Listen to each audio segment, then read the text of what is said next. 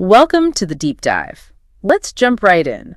What happens when trade, the thing we think connects nations, actually becomes a weapon? It's a really compelling paradox, isn't it? And that's exactly what we're exploring today. Yeah, this deep dive is all about getting under the skin of how economic tools, things like tariffs, sanctions, are being used for geopolitical pressure. Right. And maybe the most surprising part is how this might be sort of inadvertently pushing major powers like Russia, China, and India towards, well, a new kind of strategic understanding. So for this, we've looked at some critical analyses covering global geoeconomics, really trying to see how these big players are handling this new reality. Exactly.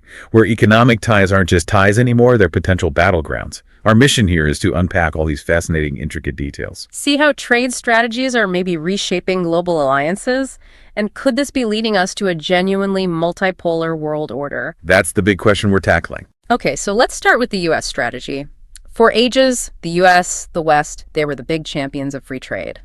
But things seem to have shifted, haven't they? Especially thinking about President Trump. Definitely a profound shift. The old system, the one the U.S. pushed, built on ideas from Adam Smith, David Ricardo, it saw political meddling in trade as, well, inefficient, harmful even. But now you see trade being actively used as a geopolitical tool. Tariffs, trade policies, they're not just about economic numbers anymore. They're about applying strategic pressure. So political goals are trumping, pardon the pun, those classic economic ideas. Increasingly, yes. That seems to be the trend highlighted in our sources. Political interests are overriding efficiency. And we've seen some pretty clear examples of this pressure in action, right? What are the standout cases our sources mention? Well, think about the long-running trade war with China. That's a big one. Huge. Then you have the sweeping sanctions against Russia, and maybe less discussed but significant, that 50% tariff imposed on India. Wow, 50%. Yeah. These aren't just, minor adjustments. The analysis suggests there are clear signs of trade being weaponized. Okay, so if that's the how, what about the why? What's the core motivation driving this, according to the analysis we looked at? The core reason presented is essentially an effort to halt the rise of emerging nations, to maintain dominance, basically. Is there historical precedent for that kind of thinking? There is.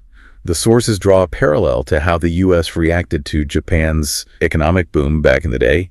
Similar anxieties, similar strategies. And now it's China. Now, China's really rapid growth, especially since around 2010, is framed as Washington's #1 perceived threat. And with Russia, well, there's this centuries-old dynamic, a kind of deep-seated animosity linked to its size and influence. That's a pretty stark interpretation of U.S. motives. Are there other ways to look at it? Maybe arguments about national security or fair trade practices? Sure, and those arguments are definitely part of the public discourse. Yeah. Actions involving technology, for instance, are often framed in terms of national security, protecting key industries or IP. Right. But the overall thrust of the analysis we're drawing from really emphasizes this geopolitical leverage angle. That's the main narrative presented. Okay, so if a major power like the U.S. starts using trade this way, aggressively, what happens next? How do other countries react? Specifically, how has this impacted, say, Russia and China's relationship? Well, it's kind of ironic, actually. The sources suggest that this U.S. pressure has, maybe unintentionally, pushed Russia and China much closer together. Really? How close? Their economic relationship is described as reaching unprecedented heights, particularly since the war in Ukraine began. And how does that work? Well, Russia finds itself needing Beijing more, especially to sell its oil and gas to get around Western sanctions. Makes sense. And from China's perspective, Russia becomes this vital source of relatively cheap energy, raw materials, and importantly, a strategic partner against perceived U.S. pressure. It's interesting because historically their relationship wasn't always this warm, was it? Even when both were socialist states. Not at all. They had pretty poor relations for a long time. There were even secret diplomatic links between China and the U.S. back in the 70s, aimed partly at countering the Soviet Union. So this current alignment is a really significant shift from that history. Okay, so Russia and China getting closer. What about India? It seems like they're trying to walk a very fine line. India's position is absolutely fascinating. You see them boosting defense ties with the U.S. Right, the Quad and all that. Exactly.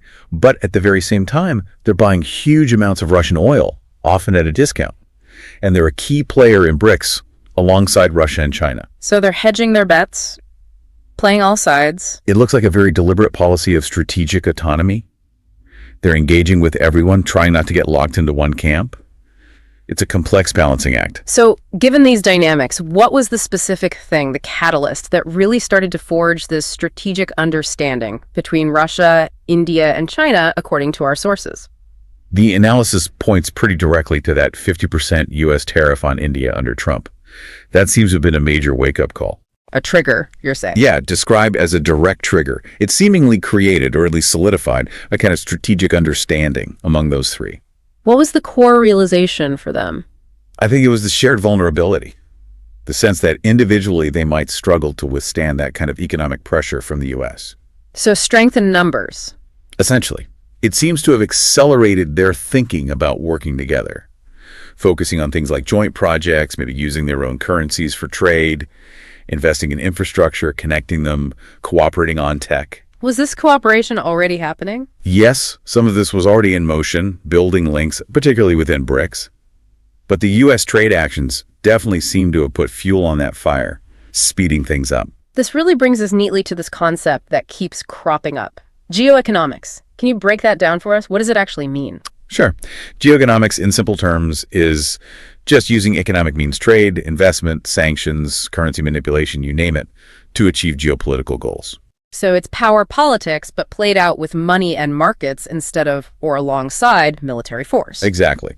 It's where political aims often take precedence over purely economic logic, like efficiency or free competition. So thinking about trade, the ideal is that it's a bridge, right? Connecting economies, fostering peace. That's the classical free market vision, yeah. Yeah. Governments are just referees, competition sets prices, distance dissolves. It sounds great. But in this geoeconomic reality, In the real world of international politics, trade often functions very differently. It can be a wall, or even a weapon. how so? Give us some examples. Well, you hike tariffs to hurt your rivals' key industries. You ban exports of critical technology like advanced computer chips to stop competitors from developing. Right. Or you offer access to your big market as a reward for political loyalty. It's about leverage. And it's not just the U.S. doing this. Oh, absolutely not. Think about China's dominance over rare earth minerals essential for electronics. They can restrict exports. Or Russia, historically using its gas supplies to Europe as diplomatic leverage. So political goals override economic efficiency all the time.